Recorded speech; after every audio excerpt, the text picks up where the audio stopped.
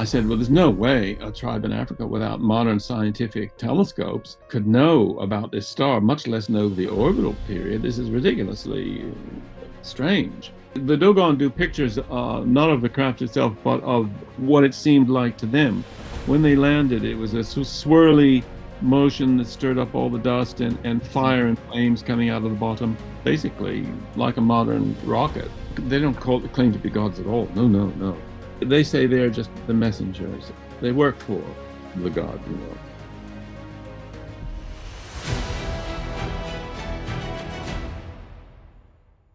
He said, "Oh, Bob, I'm reading a very interesting book. It's called African Worlds, edited by somebody called Darrell Ford." And he said, "But the most amazing African tribe are called the Dogons. The Dogons." He mispronounced what we now know as should be Dogon.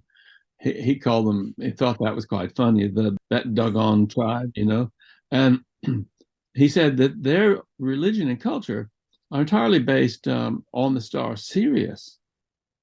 He said, I found that very strange, but they say that there's a star that goes around Sirius.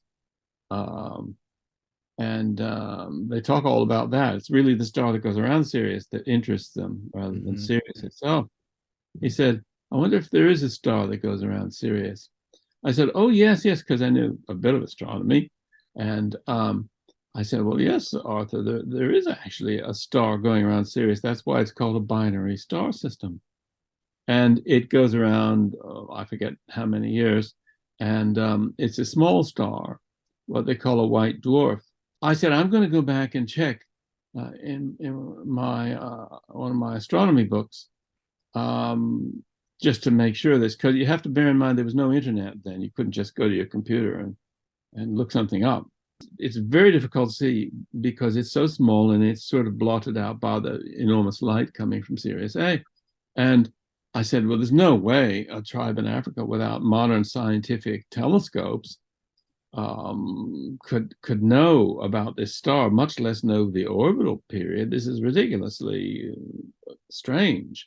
I was reading Arthur's books, the other Arthur C. Clarke's books, and all about extraterrestrial life and this kind of thing. And we talked a lot because he's a completely open guy.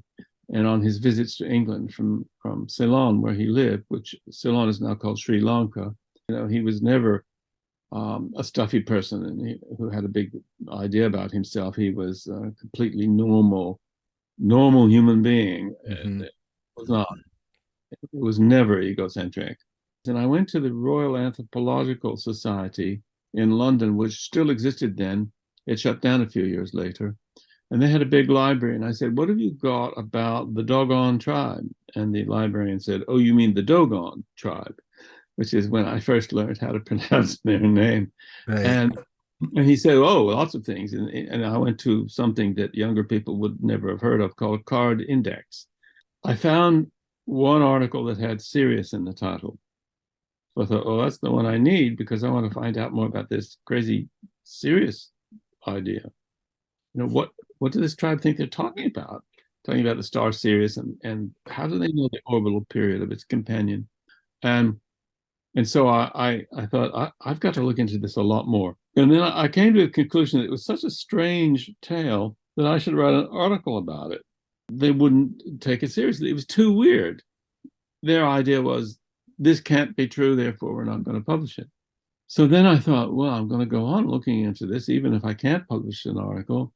And I kept researching more and more and more, and it turned into a book. Well, then I thought, well, what do I do with a book? Because I didn't have an agent, or I'd never published a book. And I was a young guy that nobody ever heard of. I got the vast sum of £250 for this book. It came out, and to everybody's total astonishment, most of all, the astonishment of my publishers, who did not think the book was worth a penny, it got lead favorable rave reviews in the Times and the Telegraph, which are the two major newspapers in London. They simply couldn't believe it. Times and the Telegraph both thought that I was the best thing since sliced bread, and the book was wonderful, which made the people at the publishers feel rather small and stupid. And it started getting, and then it was a big television coverage on the BBC about it, and various things happened like that. And so then it sold all over the world. It became a huge bestseller in Germany. And then by 1977, I became the target of a coordinated character assassination campaign by a group of people who were basically run by a certain intelligence agency that might be in the same country where you are. I now realize that they don't like anybody to get really close to the serious, that's no pun intended, issues concerning extraterrestrial intelligence. In other words, they want to totally control the narrative on that subject. And if it's crazy people writing about flying saucers, they don't care. But if it's somebody who's starting to get praised in Nature magazine, then I was considered a threat. The story, they maintain that they got all this information, their ancestors got all the information from visiting aliens, but it never happened in Africa. The Dogon never claimed that anybody visited them in Africa, and they've only been in Africa for 1,000 years. Who are these Dogon, and where did they come from? Well, they all came down from the oasis of the Fezzan, which is in the Sahara Desert, about 1,000 years ago. The southernmost of those migrating tribes are the people of Ghana, known as the Akan, A-K-A-N, who are very numerous. And they maintain in their traditions all kinds of ancient Egyptian details. And they left Egypt. They first went to the oasis of Siwa, and then they just became a big tribe all over the north of Africa. And they ended up in Western Africa, and they constitute the 5 tribes as follows: the Dogon, the Bambara, the Minyanka, and the Bozo being the ones who live by the river and fish, and then the Akan of Ghana. Those are the 5 tribes descended from the ancient Egyptians in Western Africa. And so they claim that the beings from another world, from the system of the star Sirius, where they claim there's a planet, and they know the difference between planets and stars, talk to the ancestors in the original homeland. So in other words, they would have visited Egypt, not Africa. I didn't make any of this up. I'm repeating the traditions. My hypothesis is that it's probably true that there was this visitation. So who are these people? I then have a whole chunk of the book about who these beings were, and so on. Lots of details and depictions. The Dogon tribe called them the Nomo, and that they had fishtails, that they were amphibious, that they preferred to live in the sea, but they could come out of it for a while, but then they'd go back to the sea. And I discovered the same tradition existed among the Babylonians and the Assyrians, and then ancient Athens was meant to be founded by such a person. Even ancient China was founded by the Fuxi and his wife, who were fish-tailed beings, and all over the world we have this legend that civilization, as we would consider it as being civilization, that is, people growing crops and having cities and writing books and all of that, commenced with the teachers being these sort of fish people. Now, were they like sort of dolphin types? They couldn't walk. They had to go about in sort of cart type things because they didn't have legs, you see. There's even a very obscure tradition among the very ancient Greek mythological lore that Zeus himself didn't have legs, that they were joined together. And so this permeates everywhere. And so because I like doing research into ancient cultures, and I did study a lot of that at university, and I've never stopped studying it, I was able to trace that these traditions of the fish people founding Earth civilization was all over the place, and many countries. And now it could have reached China from the Babylonians, because we do know, and my friend Joseph Needham worked out, because I did a book with him, A History of Chinese Science, that the Chinese astronomy was based upon Babylonian astronomy. There's a lot of physical evidence of all of this that goes back hundreds of years. For instance, they are very big on being blacksmiths, and they make things out of iron, statues and things.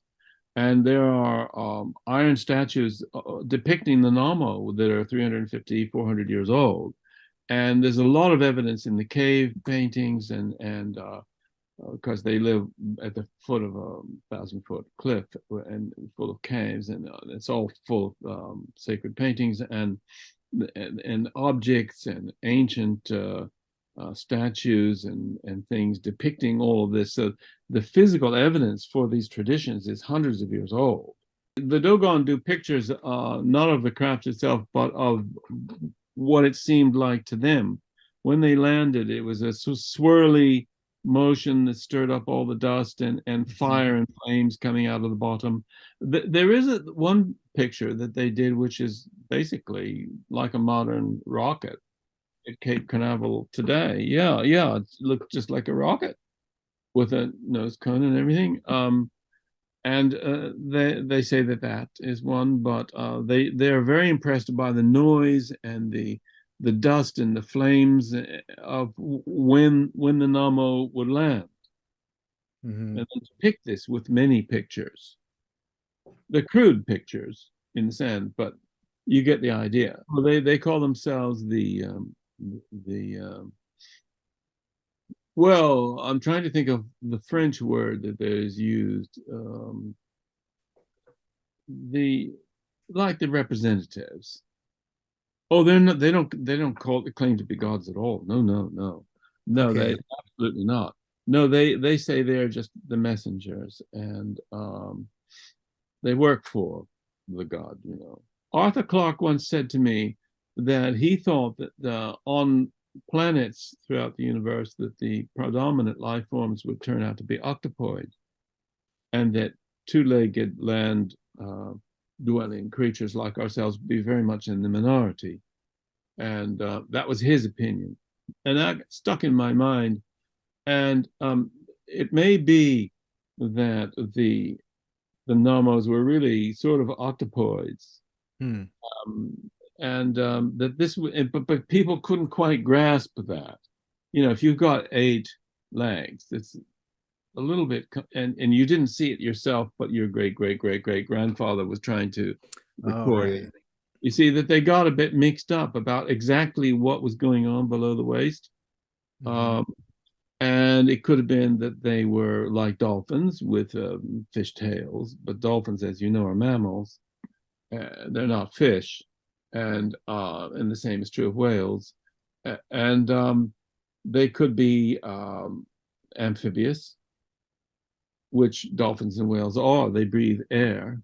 They don't have gills. And so there's no suggestion from anybody that we're literally talking about fish. When I call them fish people, I'm speaking in slang. They weren't like fish from the head up, or from the waist up. They've got a head and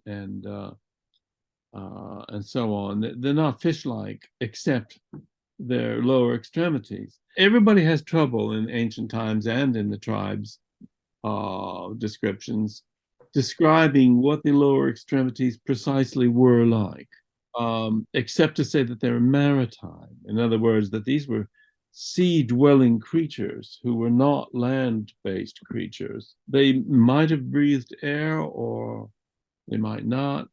This is thousands of years ago. We have these multiple attempts to describe them, which are all very similar to one another, but vary in the details of what the lower extremities actually looked like. Bearing in mind that none of the versions that have survived are the original accounts. But the tradition says that the Nomo will return, and when that happens, it will be called the Day of the Fish. You could call it the Day of the Sea Creature. Let's not say fish, because we shouldn't be saying fish, because they're not fish.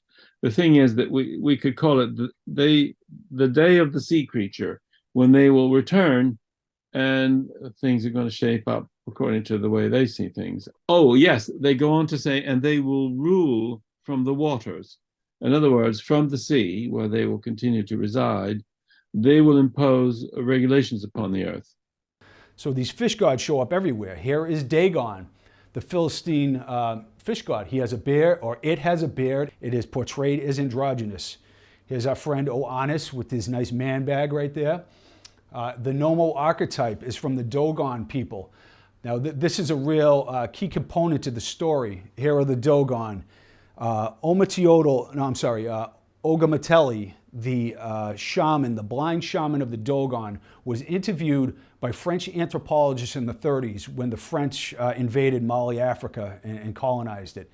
And what this Dogon shaman told them was that these androgynous fish beings showed up from the Sirius star system and taught, the arts of civilization and star knowledge to these people. And Robert Temple writes about the star knowledge in the Sirius Mystery. There's a lot been talked about how sophisticated the Dogon were, but this elder, well versed in the oral traditions of his people, basically and specifically states that these fish gods were androgynous and extraterrestrial. So you find them all around the world promulgating this knowledge. Here is a Nomo double-headed statue, male and female, portraying the androgynous nature of these gods. Here is Fuxi Nua, the androgynous fish god of China. Here is from a temple tomb. So you see the androgynous fish god being portrayed. Now this being taught the I Ching, which is an utterly complex divination system, the arts of civilization and cultivation, math and geometry, once again, and we know how sophisticated China is. So Olokun, the fish god, androgynous in West Africa, is revered still to this day with festivals. These ancient peoples, whether it's a parade of giants in England or worshiping a fish god in Africa, these more indigenously connected people just remember, like through an ancestral lineage, these ideas, and they just keep going through time because there is some truth, there is a kernel of truth here. So Matsya, Vishnu, they were fish gods in India. They were androgynous, sometimes presented as male and female, but usually represented as an androgynous being with like breasts and beards, or two heads that are male and female. And they are specifically stated as androgynous. So Virococha, this is the Bennett monolith. I believe it's of Virococha. He was known to be androgynous. The historical record talks about it. And the Bennett monolith here in the museum, I think in Bolivia, it has fish scales all over it, representing this giant fish god, this wisdom keeper. So we know that Virococha taught the arts of civilization. He emerged from Lake Titicaca, just like Oannes emerged from the Persian Gulf. And you will see that this fish god actually spent his nights sleeping in the Persian Gulf and teaching men by day and taking no food during the day. If I don't get into it here, I got into it in my other talks about these matters, but it is specifically stated. It's not like I conjured this up. I'm just piecing this story together. So Virococha is a wisdom keeper who shows up who's androgynous. Now, Quetzalcoatl, sometimes it can be conflated and this may be the same being, but this is the god of the Olmec in the Maya, Quetzalcoatl. He is born of Ometeotl, the androgynous god, and he is a demigod offspring of this androgynous creation. I don't know specifically if he was considered androgynous or if it was, but his dad was. He has a man bag as well, which is very strange because the fish god has that man bag in Samaria on the other side of the planet. It's just, quite a thing. And I never, like I said, I stayed away from this idea, and now I realize the entire world is littered with androgynous gods and all this mythology around our androgyny being our first state. So I was down in Olmec land, the ancient predecessors of the Maya, who are, in their own right, a very sophisticated culture, and they have an androgynous god, this weird, like, space being, humano asexuado. So There's a lot of two-headed statues that represent androgyny, like the Ayin Ghazal bust from 8200 BC. In the Olmec land, you have these androgynous two-headed statues as well. Once again, you have Quetzalcoatl with the man bag, who is androgynous.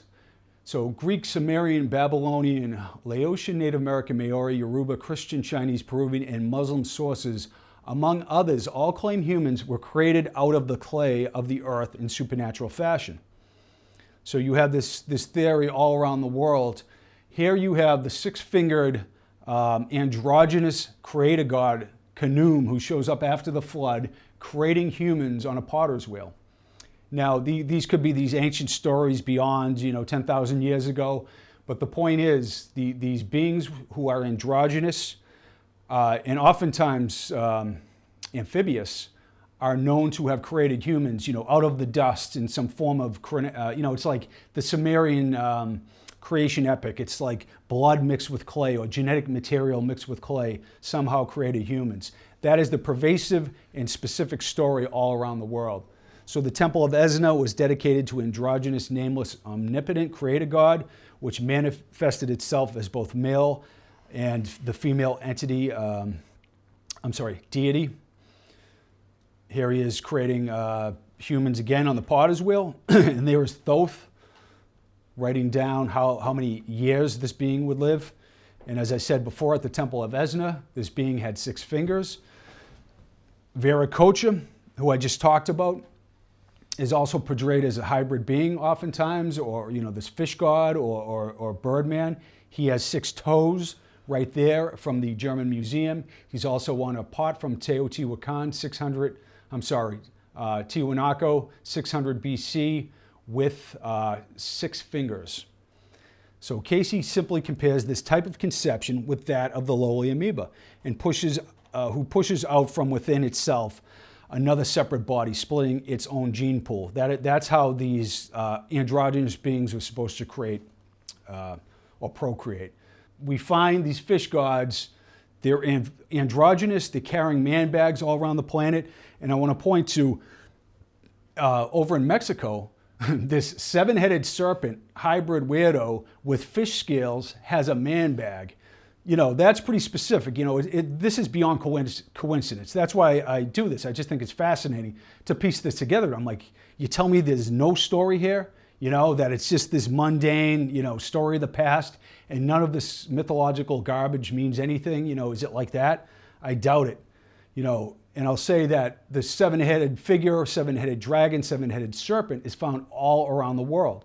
And in Siberia recently, this petroglyph was found. I think it's 2000 BC, this 7-headed being.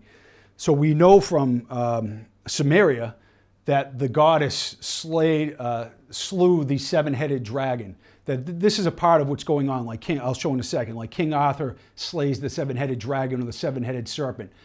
There are metaphysical reasons for that, the metaphor of the 7-headed dragon and serpent I will get to in a second. So here, King Arthur, he is slaying the 7-headed dragon. And I will explain what that means in esoteric terms in a minute. Manly P. Hall has this to say: in Indian symbolism, the serpent, especially the great serpent, corroborates other evidence pointing to the presence of the mysteries on the North American continent. The flying serpent is the Atlantean token of the initiate, the 7-headed snake, representing the 7 great Atlantean islands, the cities of Cibola, ? And also the 7 great prehistoric schools of esoteric philosophy. In Angkor Wat and other places, you have Buddha being protected by the 7 serpents. In ancient traditions of many cultures, it is the symbol of wisdom in eternity. In popular Christian lore, it is the symbol of the devil or the fallen angel. In the East, the serpent and the dragon have been the symbols of the sage or the wise man. In Buddhism, according to some traditions, Buddha was protected by nagas or serpents at birth and after his death. That's from Madame Blavatsky. So it's been the idea of the serpent, has been twisted around in Christian ways. And what it really represents is the chakra system or the energy system of the body, which when you deal with it in a correct way through meditation and other means, can lead to Kundalini and enlightenment. So you see the seven-headed serpent here, protecting Vishnu and protecting Buddha, and on and on and on. Here's Madame Blavatsky, and she has this to say: "They are all seven-headed, the dragons and serpents of antiquity, one head for each race, and every head with 7 hairs on it, as the allegory has it. The earliest initiates and adepts, or the wise men, for whom it is claimed that they were initiated into the mysteries of nature by the universal mind, represented by the highest angels, were named the serpents of wisdom and dragons, the feathered serpent, Kukulkan, Quetzalcoatl, Virococha. They're all named the serpent. At Chichen Itza with the serpents coming down. The serpent is basically, the path of wisdom in esoteric circles.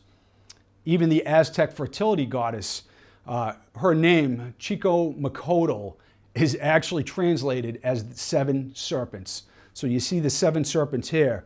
So I've showed you examples all around the world of what, the 7-headed serpent or dragon. So once again, it is well beyond coincidence that this would appear everywhere. In fact, the Gnostics have the 7-headed dragon or the 7-headed serpent as part of their philosophy as well. So, when people think of Jesus sometimes, they think of like the fiery Baptist minister that tells you, you're going to burn in hell forever, some Jeff Sessions-like character.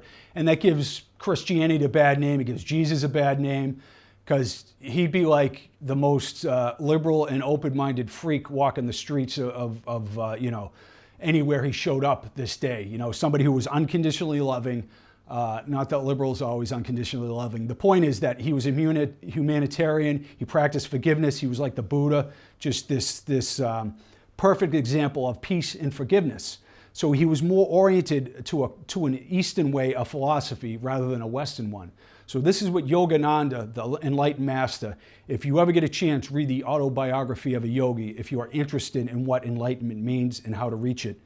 Jesus went very deep in teachings that appear on the surface to be simple, much deeper than most people understand. That he taught the entire yoga system, the scientific method of union with God, is evidenced in the book of Revelation and the mystery of the 7 stars and 7 churches, and the 7 angels and 7 golden candlesticks. God realization is attained by opening the 7 sails of these centers of spiritual perception to attain mastery over all astral powers of life and death, through which the soul ascends to liberation. And all these ideas are tied up within, that I'll get into it in a minute, but that there is a quantum field that we are all connected to. We are basically experiencing this game of separation in life here, where we're renting bodies, for a number of years. So here is the 7-headed dragon in the book of Revelation. And interestingly, I was on tour with Hugh Newman and J.J. Ainsworth recently, and I went to the ball court at Chichen Itza, and I was just drawn there, and I was told, to look at all the carvings on the wall. So I was drawn in there, and what I found was, see this being on the right, nailing down, it's the decapitated ball player with 7 serpents coming out of his head. So I went on the other side, and here he is again. 7 serpents coming from his head, and he won the game and got decapitated. And there were some who believe that it wasn't about like this ritual sacrifice, that there was a very esoteric meaning, a metaphysical meaning behind this, which Hunbat's Men talked about. In his book, the great Mayan wisdom keeper, Hunbat's Men, he says, concludes that the Mayan religion was based around a system of 7 energy centers, very similar to the Hindu chakras. He also notes that the Buddha was bitten by a 7-headed serpent at the river of initiation. So basically this philosophy is that there are 7 energy systems in the body, and through meditation and self-reflection, you can activate them to achieve enlightenment. And this is one of Casey's reading. Entity was in the Atlantean land when there were those activities just prior to the second upheaval. The entity was among the children of the law of one. The highest service an entity may render to the creative energy, and the answer of the divine from within comes in being mindful of the sons and daughters of men. that man may become one with the creative energy, yet no self to be self.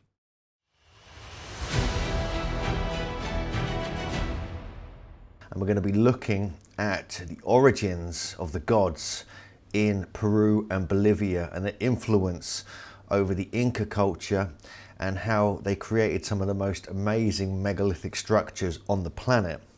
And one of the most important areas we're going to look at is the area around Cusco, but then we're going to move to the area of Lake Titicaca. And on the bottom right there we have Manco Capac. He was the founder of the Inca Empire.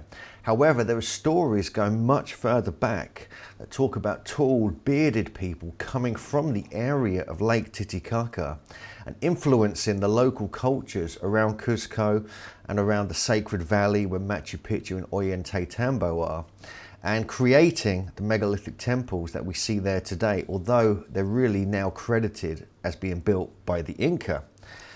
One of the most interesting areas around Cusco is not only the hills where we have Sacsayhuaman, but it's the fact that actually there's a strange Puma type being, like an effigy within the landscape there.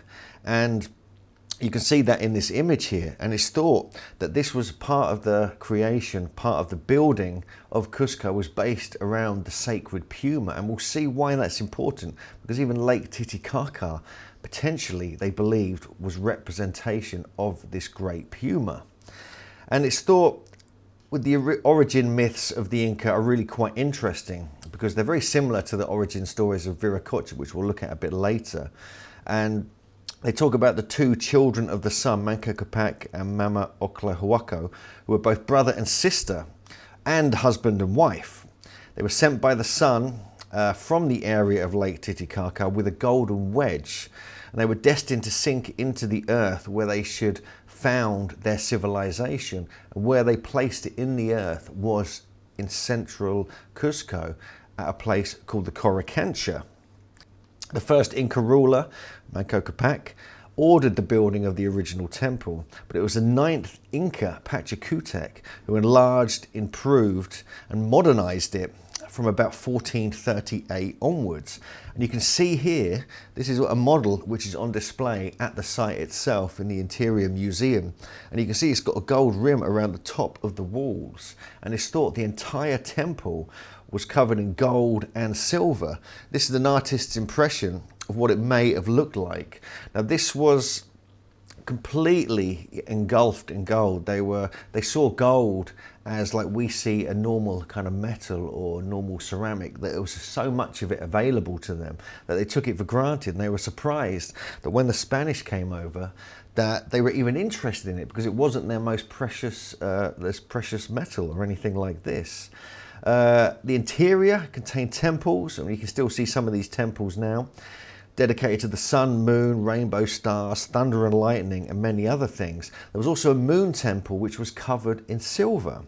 And so we see that even now, all of this gold is gone. All of the silver is gone. It was taken by the Spanish invaders back in the 15 and 1600s. This is what we see today. This is the center, this is the dead center of the Coricancha. It's a great bowl with a hole carved in it, made out of basalt or andesite.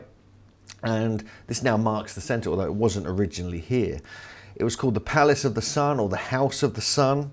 And the name we have now, the Coricancha, translates as the Golden Palace. And here we can see on the bottom, we start to see evidence of very high stone technology. This is one of the most fascinating things about Cusco, but also about the Coricancha, is that it has extremely sophisticated stone technologies here, some of the most sophisticated on the planet. So even if it was built in the 1400s, which is unlikely, it's probably much earlier, it's still very advanced for its time. I'm here with David Hatcher-Childress. We did a tour there a few years ago. But even the stone itself comes from between 30 and 50 kilometers away. It's not local stone. It was specifically chosen to build this particular site. And we have some of the walls of the palace, which is built around the Coricancha. We see these beautiful serpent carvings on. And we find these all over ancient Peru, and in fact all over the world. Here's just some of the walls and some of the serpents, and you can see all the kind of protrusions we find on some of the stones here. This is a thing we find all over Peru. We find these beautiful serpent carvings. These are all 3D relief carvings. As this is actually within the palace itself, in the museum there, and we have the 12-sided stone, and these are all puffy polygonal stone. It's very hard stone, very difficult to carve, and it's thought that the ancients may have even softened the stone. That is one theory. And even around the town, some of the walls, you find these different effigies of pumas or serpents and other such things shaped and placed in the wall in a very playful megalithic manner, which is absolutely fascinating. But if we head up to the hills of Cusco, I'm just going to give you a brief introduction to some of the major megalithic sites here before we head to Lake Titicaca. We have Sacsayhuaman, which is a remarkable site, and it has some of the most impressive stonework on the planet. This is a photo I took back in a couple of years ago, 2015 I believe, and you can just see how beautifully cut these are. And these are extremely big stones. Some of them are up to about 200 tons.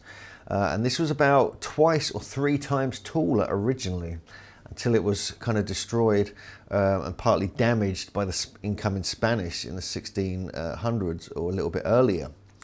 But there are stories and legends that go much further back, which talk about the idea that they were actually built by giants. They were built by these gods deep in prehistory. No one knows exactly when and who these people were. But when we get to the area of Lake Titicaca and the stories of Virococha and the creation myths, we'll get some idea.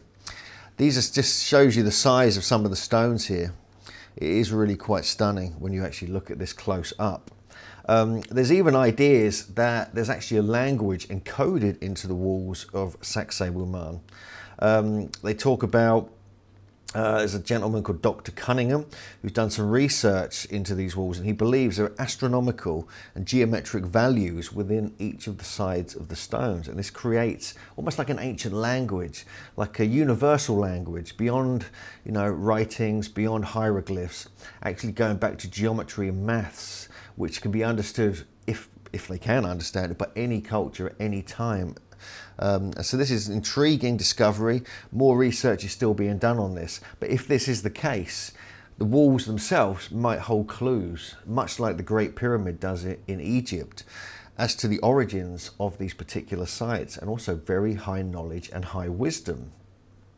Here's one of the gateways of Sacsayhuaman, and you can see it's kind of trilithon style, much like Stonehenge. And on the right here we have one of the protrusions, which no one really knows what these are for. It could be to tune the stones. Others believe they're to tie ropes around to move the stones, but it's highly unlikely because some of these are very low relief and you wouldn't be able to get a rope around them. Then we have these machine tooled steps up in the top part of Sacsayhuaman, which no one can explain how they did it. They've almost been polished. But if you were doing this by hand, this would take decades to do.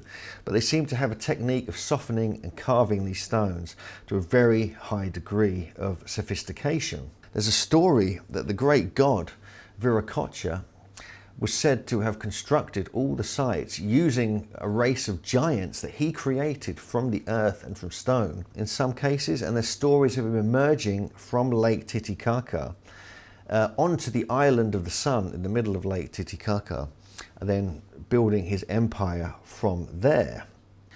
And he was also known as Thunupa, or the thunder god. And there's many different strange stories. I've bought local books, I've talked to local guides and wisdom keepers in the area. And his legend is so powerful that it's believed to have influenced the Inca.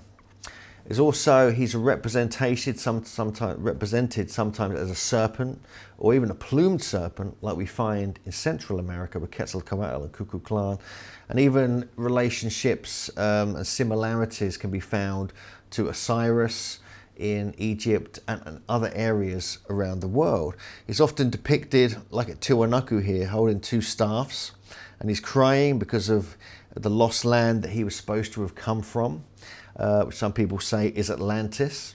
And here we have other depictions of him emerging from the lake, and sometimes it's a raft of serpents that he is supposed to have emerged from. And so there's lots and lots of very interesting stories about him. And the fact he's carved onto the landscape, into the mountains here, is very interesting. He was seen as a teacher, a healer, a wizard, a scientist, magician, and he looked like a Christian saint in some of the early paintings, much like Jesus. He was accompanied by what were called faithful soldiers and shining ones. And the various Virocochas, it was like a group of them in some cases, some stories, they went off in different directions to share the message that he was giving to different parts of the world. And one of these included building megalithic temples along the path of Virococha, the specific alignment, and by a race of earthen or stone giants. But the Virocochas were said to have even headed towards the coast. And in the 16th century, written by a magistrate who was named Louis de Monzon, he was the first person to announce the Nazca lines to the world. Not many people know this. And he recalled through the local oral tradition that they were linked to the people who called themselves the Virocochas, coming from the area of Lake Titicaca. And you can see some of the images of the Nazca lines here. And these go on for many miles. There's hundreds of effigies. There's straight lines marked again by these keks or these huacas. So they were placing sacred stones in piles along these particular alignments. Virococha, as we mentioned briefly earlier, created a race of giants. Now these are the stone giants that we find in America. There's depictions of them, there's descriptions of them. We feature them quite in detail in our book, Giants on Record. This is David Cusick's sketches of from 1828. And he talked about these Muak Indians, etc., and they were the stone giants. But we have exactly the same story around Lake Titicaca and the creation of the megalithic sites, but he had to also destroy them. Virococha, because these giants got out of hand, they became cannibalistic, they would attack people, they wouldn't obey his commands and continue the work he wanted to be done. He had to destroy them with a flood. Now, this is a direct replica. It's almost exactly the same as the story of the Nephilim giants that were created in the biblical tradition. And this is an early depiction of Virococha wearing his robes. He was very similar to Quetzalcoatl in that he was long-haired, bearded, tall, sometimes fair-skinned, which is controversial, but these are the stories that they talk about. And you can see even facial hair is on this particular depiction of him here. And there was an 8th Inca who was basically called himself Virococha. And again, the strange thing is, the very early Inca, the royal Inca, not only was said to be fair-skinned and sometimes bearded, but they spoke a completely different language to the native local people. And they looked very different. They weren't the origin, what didn't seem to be in that part of South America.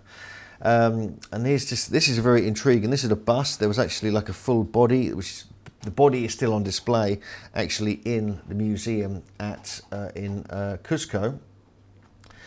But indigenous people ranked below Spaniards according to the Spaniards, and so there was a lot of hoo-ha, and people believed that the Spaniards tried to make the early gods look fair-skinned so it would look like them, but actually that wasn't necessarily the case. And so there's pictorial evidence that suggests they were a kind of different type of human being in that part of the world. But Isla del Sol, this is in the middle of Lake Titicaca, a very important place, and the birthplace of Virococha, who came from the waters. There's a depiction of him here. This is the south part of the island where there's some Inca ruins, and you're looking over to the island of the moon here. And when we do our trips there, we take people up to the north part and the southern part of the island. But on the north part of the island, there's some very interesting ruins. This is almost like a tabletop or dolmen construction with a large stone underneath it. Now this is unusual, and this has been noted that this type of rock comes from the mainland. It's not local to the island. And just next to that is what is called the Rock of the Cat, or the Rock of the Puma, on the north part of the island. And the interesting geological features of this is that on either side of this we have strips of a stone called ilmenite, which is very, very electrically conductive and magnetic.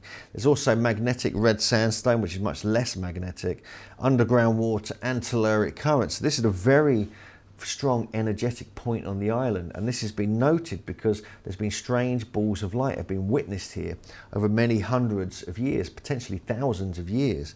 And the island up until the Inca times was still revered, and females will come over there and do retreats on the island going back many hundreds of years. And so it's a very sacred part of the island, and it was because it's the birthplace of Virococha, it's also the birthplace of where it's thought Manco Capac and the Inca culture came from. So the Inca would revere it in a very similar way.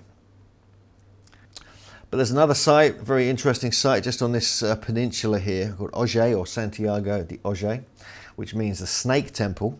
And you can see here, when it was first discovered, there was a big ceremony with the local Andean people. And you can see this beautiful serpent. You see these beautiful carvings here. Some of this is now being covered up. It's a huge square or rectangular temple area, and it's at least 2,000 years old, although it could be older. There's myself and JJ Ainsworth there. We visited there in late 2017. And this is the ground level, so they had to dig down to reveal most of the site here. But look at this beautiful carving here, and this stunning, it's almost like a cobra type snake. It's called the Colossus of the Great Serpent Katari, Tupac. And so we have these very strong suggestions that this was, they were very much worshipping the serpent. And now we see this all over the area around Lake Titicaca, and it spread out into the Inca Empire and potentially all over the world. But the discovery here is quite remarkable. No one visits this site. It's not on any tourist trail or anything like that. We have to make special arrangements to visit here.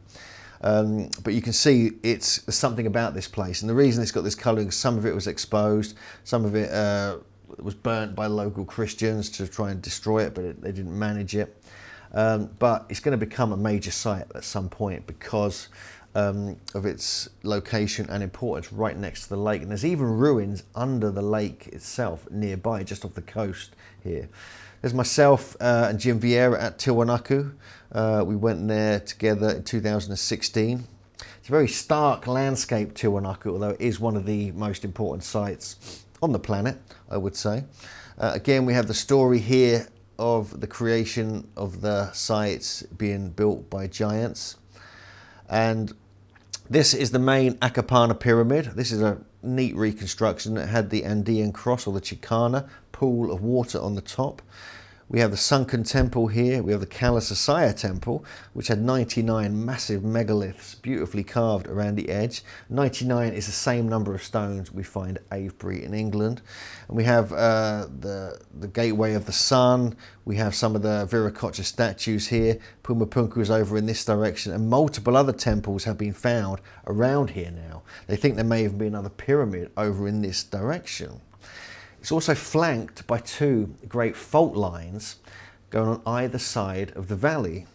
And even over the road, probably about a mile or so away, there's thought to be another pyramid. So this area, although it's stark, it's very difficult to grow food. It was originally next to the lake, 2,000 or 3,000 years ago, Lake Titicaca. But it's now become pretty derelict. They're still excavating here. We have the local Aymara people excavating it, and more is being discovered. But when we see these beautiful old kind of pictures, we see the stunning, just beautifully cut pieces of rock. Most of this has now been bricked up in between, so you can't really see these in detail. But this is the Gateway of the Sun. This is one piece of andesite. And andesite is a very hard type of basalt. And this is found from this is from the Virococha quarry, which is the other side of the lake, in just over the Peruvian side. And this is from a mountain, so they would have had to bring it across the lake over about 50 or 60 miles just to bring it to the site.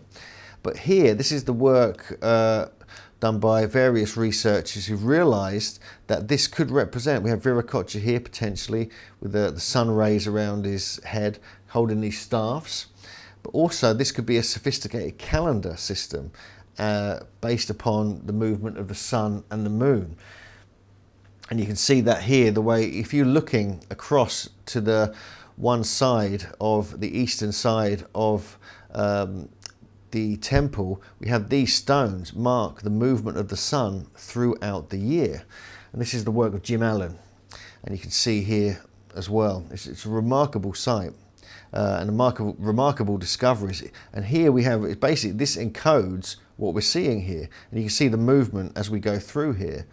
So each one of these represents a different movement of the sun here through the different times of the year.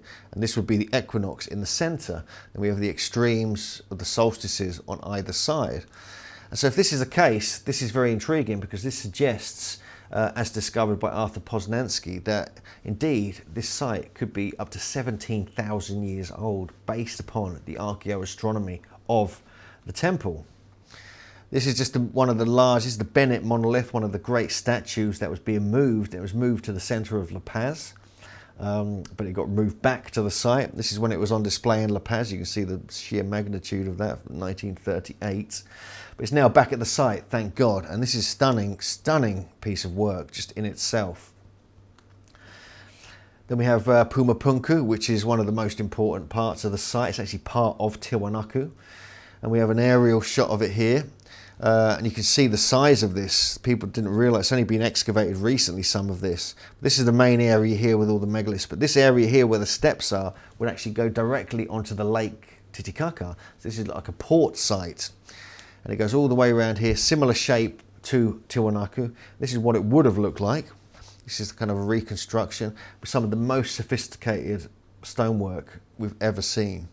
Another reconstruction of how it may have looked. And this was a very sophisticated, almost Greek-style temple, and yet potentially it could be many thousands of years old, although officially it's only a few hundred years AD that it was supposed to have been built. And you can see some of the stones here. These are the famous H blocks, but these are precision carved, extremely hard stone. There's drill holes in these. There's remarkable sophistication when you're looking at the quality of the stonework here. So this is just me, one of my videos. You can watch this on YouTube. But basically here I'm describing this particular channel, which is a water channel. And these are, along here we have these keystone cuts where bronze or tin and copper pieces, clamps would have been put between the stones. And it's thought they were to hold the stones together. But now it's actually thought these were in fact to channel the energy through. And through the work of John Burke and Kaj Halberg, it's now been realized, these are some of the actual clamps in the museum here, and it's now been realized that this was an energetic temple. They were flooding water from the pool on the top, from the Chincana-shaped pool, spreading it through, and this would create electric charge. Then you have the fault lines acting, you have telluric currents, earth energies, and all these other things happening at the site at the same time. There was some kind of processing plant, some energetic temple system, which I go into more detail in some of the videos I've created on the Megalithomania YouTube channel.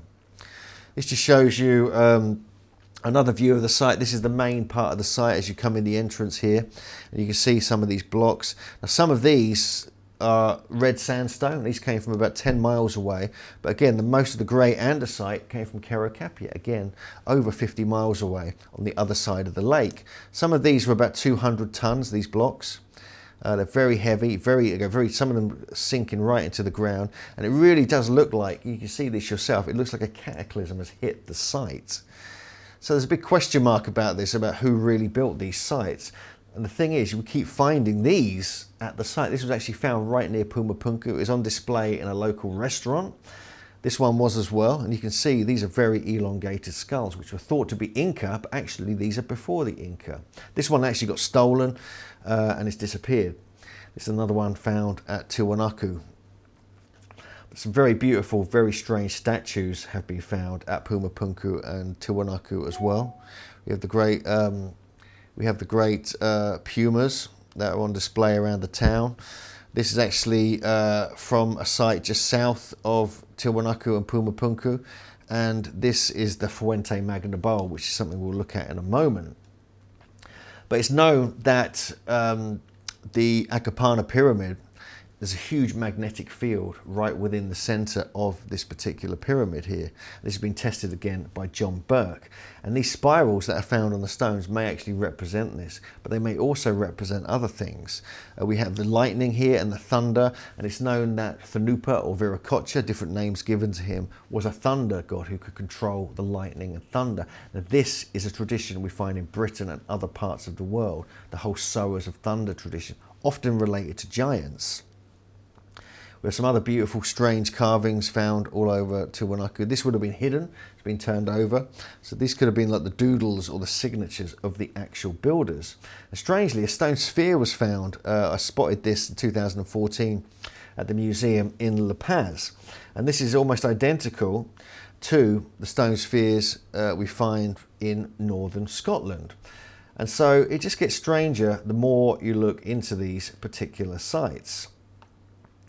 Again, we have some very interesting faces carved on the stone. This was on display at the museum. It's now been removed, it's disappeared again. But the features of these don't look South American. This is very strange headdresses, which we find on many of the statues there. And these suggest there are ideas that these represent very Sumerian or Babylonian styles that we find in the Middle East. And so there's several other sites around Lake Titicaca which are of interest. This just shows you some of them which you can visit all around this area. But there's one particularly which people are fascinated by, and that's a Marumuru, which is this one here. There's my colleague and friend Andrew Collins trying to get inside it there. And this is carved out of solid rock sandstone. No one knows who built this. There's different names given to it. Some people translate it as gateway of the gods. There's stories of people disappearing. They're actually gone into the stone at certain times of year. But the shape of it is very intriguing because it's almost identical to the T-pillars we find in Göbekli Tepe in southeast Turkey. Also around Lake Titicaca, a very interesting discovery was made, which may link this to other parts of the world, the Fuente Magna bowl, which is now on display in the Gold Museum in La Paz. It's supposedly made of quartzite or sandstone, according to some theories. It weighs about 50 kilos. It's about 64 centimeters wide, about 20 centimeters high. It was found in the village of Chua, about just next to the Lake Titicaca, about a few miles away from Tiwanaku. It was found in 1953, and so it kind of removes the idea that it was faked to make money from or anything like this, because this was used, strangely, for pigs to eat their food from on a farm during the 1940s and 50s. And yet, so why would you fake something like this and try and make this connection with Sumeria if it was just used to feed pigs from? Surely you wouldn't go to that much trouble. But what they've done, they found two different types of Sumerian script in it. And this has been analysed in the 1960s and up to more recently. And basically, there's some very interesting translations which they think is Elamite or Proto-Elamite, which is a type of Sumerian from Mesopotamia. There's Dr. Clyde A. Winters, he's been looking into it, and various other academics. And the translations come out to be quite interesting, because not only have you got a serpent going around the edge of the bowl, you've got a Mara script in there as well, which is the local Andean tradition. And that is, it's almost like the Rosetta Stone of South America. And so people are questioning, well, what's it all about then? And this is actually the translation. And what it is, it's, looking at, I'll let you read it for yourself, but it kind of talks about the goddess Nia, talking about fertility and to offer thanks and libations to the bountiful fauna and flora in the area that made it possible for these Sumerian explorers to support themselves in Bolivia. And we believe it may have been because there were trade routes being opened up between these parts of the world. They may have been there much earlier. Probably for the metal and tin that was produced here, because some of the metals found in the area around Lake Titicaca that are produced at Tiwanaku and Puma Punku have been found in other parts of the world. And on the other side of the bowl, there's more of these, talking about libations and very like incantations, almost like prayers or different kind of stories created to make thanks to the gods and goddesses of the area. We have other carvings around the side of the bowl here. Faces carved on them, which are very much like the faces we find at Tiwanaku. And there's connections that have been made between Greek and Egyptian deities with Nia and Neith and other such things, suggesting there may have been a global diffusionism going back around this era, which is probably around 2000, maybe 3000 BC. The interesting thing is the type of script that was found on the bowl does date back to around 2500 BC. And this, to me, that's quite interesting because that's the date I feel these sites were probably built around. They found evidence of Neolithic and Bronze Age activity at the sites, although most of it they believe is newer than that, it's much more recent. But it's known that the Sumerians used seaworthy ships that could sail across the ocean. And there's even Jim Allen, who's done some brilliant books about this area of Bolivia and South America, believes that indeed this was the case, that there was connections between these great cultures. This is the Virococha monolith. This was found 10 or 12 miles south of Tiwanaku, and some of the larger statues we find outside the church at Tiwanaku town are from this site. And again, we have this very strange script carved on the back of this. He's wearing kind of cool pants, headdresses, showing his ribs for some reason. It could be like a suggestion they were sort of having difficulties growing the food or so forth. But again, this is on display in the Gold Museum in La Paz, Bolivia. These are some of the other statues that were found at Virococha. These are on display, well, not on display, they're actually in a private room at Tiwanaku. And you can see this kneeling statue. This is called the Quizo position, which is found all over the world, mostly with tiki statues in the South Pacific. But here you can see like kind of plaits, sort of Sumerian type headdresses, even goggle eyes, which we're going to talk about in another lecture. This is the one from Tiwanaku here. These are from the South Pacific. On the left here, this is actually from Easter Island.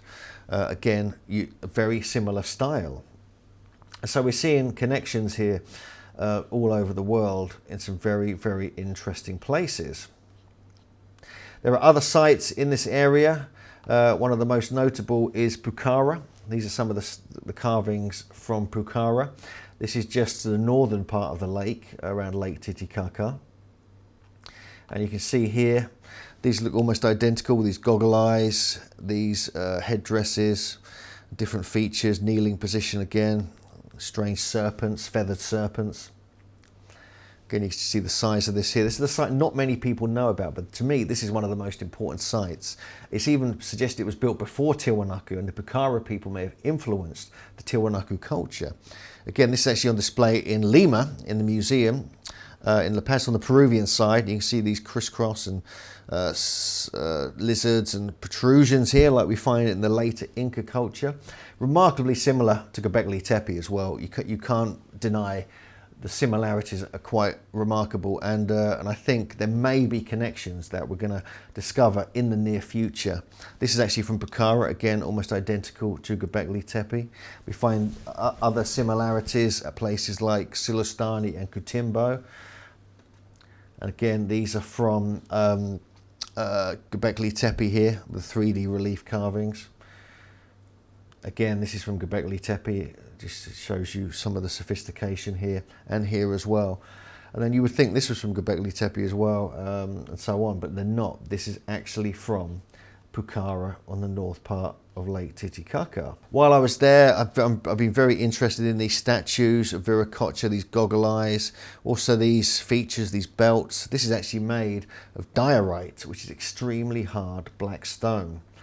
And I've been very interested in these statues. These are some of the classic statues at Tiwanaku, Puma, Punku. This is actually supposedly in the Berlin Museum. We're going to go and investigate this soon, of a bird god, which potentially could be a representation of Thoth from ancient Egypt. This is the Bennett monolith. This is some of the other ones, the more tiki type statues in the sunken plaza. But the Cantatalita temple, which is over to one edge of Tiwanaku, we have an old photo of it here. But just past that, on the very eastern edge, I found this lost Virococha statue. And this is the stump. He would have been standing upright on top of this. And I couldn't believe it. So I actually walked around there, went over the fence, found it completely by accident. And this has obviously been cleared, all the mud and grass has been cut away and things like this. And so probably on the other side of this, there are carvings. Because it's been placed in the ground, it's probably preserved the carvings. And it's probably been there lying there for thousands of years. If you turn that over, I guarantee there's going to be carvings. But so this is one of the monoliths, one of the statues that, you know, hasn't been recorded ever by any researcher or any or anyone really, archaeologist, over the last 100 years. Also, when I was there, I managed to sneak into some of the hidden rooms at Tiwanaku, at the museum on site there, and discovered about 40 or 50 statues and carvings that I've never seen before, and these have never been published. So this is all in the article on ancient-origins.net and also on the video on the YouTube channel. One of the most intriguing pieces was this. This really blew my mind because it's got these beautiful hexagonal shapes carved on it, and they're like 3D tubes coming out across the stone. So again, this shows very high levels of sophistication. What these represent is unclear, but there's a few other pieces like this at Puma Punku. So this was probably found at Puma Punku and created there originally. We have other obscure shapes and carvings that were found within this hidden room. But it really does suggest that there's a lot more to be discovered. They're still excavating Puma Punku, they're still excavating Tiwanaku. They're making many more discoveries in the area, and it really is ripe for investigation. And I really believe that there's a deep prehistory here in South America, and when more discoveries are being made under the lake Titicaca, when they dig deeper around the cataclysm hit Puma Punku and Tiwanaku, I'm sure more connections with other parts of the world will be found.